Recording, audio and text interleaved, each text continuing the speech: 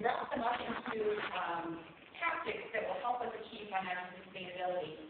But this is thinking about the full cost of undertaking projects and programs before we start doing them. Let's think about once we started on something, it's really hard to turn that around. Let's think about what all of the cost implications might be so we can be prepared and plan appropriately as we move forward. To ensure that our financial situation is strong as a city as well as to meet our customers' needs. Foster economic prosperity. Of course, we're currently enjoying a fairly prosperous time here in the city as well as in the province. And the part of it is thinking about going forward in the future, how do we continue to ensure that Regina continues to thrive and to prosper, and that the people within our community do the same. And optimizing regional cooperation, which is really important to be thinking about how to work with our surrounding partners, whether that's the Arm of Sherwood or the White Beach Committee or places like Moose Jaw, and thinking about how our corridors work together and how we can cooperate to both become more financially sustainable in the way we deliver services, as well as help ensure that we all continue to grow and thrive into the future. So that adds up the priorities, and I'll pass it back to Jason to go to the next step. Right, so I'm just winding down the presentation here. I just want to talk about where we're going from here. So these have been the priorities developed through community consultation, and council has been advised along the way and also participated in some of the events. So this isn't unfamiliar to them. However, we will be taking these priorities to council for formal endorsement so that they form the basis of our next phase, which heads into the policy phase. And that's going to be occurring through committee first, so committee council will make recommendations to council on April 25th. It's a Wednesday.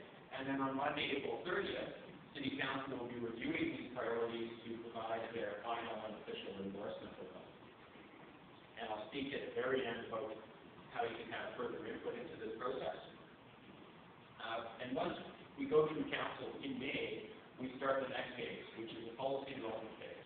So it's taking these priorities and all of those other subject areas that require policies around them and creating, well, policies to guide the development, and also creating what we call an urban structure. And the urban structure is really just the sort of the footprint and the guide to physical change of the city. So what will new neighborhoods look like? Where are they going to be located?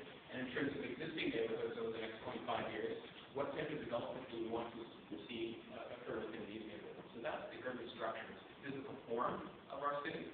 So policy development and urban structure development.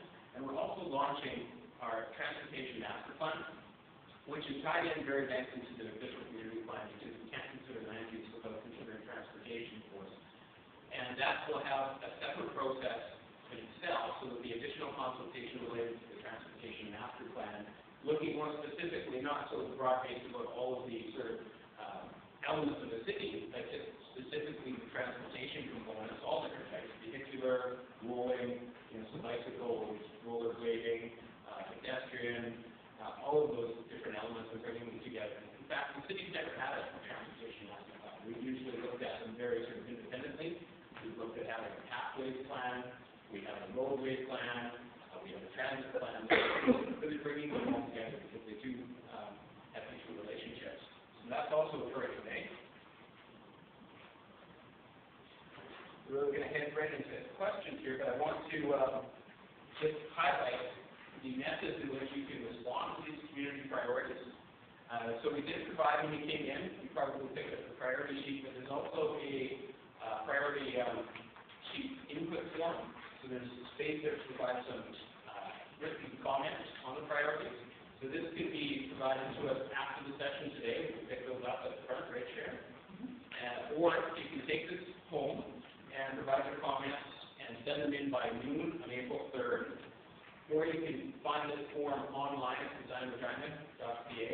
You can complete it in those ways. And if we get it before April 3rd, before noon on April 3rd, we'll be able to include all of your comments in our report that goes to City Council. So another method would be to actually show up at the executive meeting or council meeting and provide your input and your presentation to the executive committee or council. ask that you sign up on the sign-in sheet with that requests your contact information.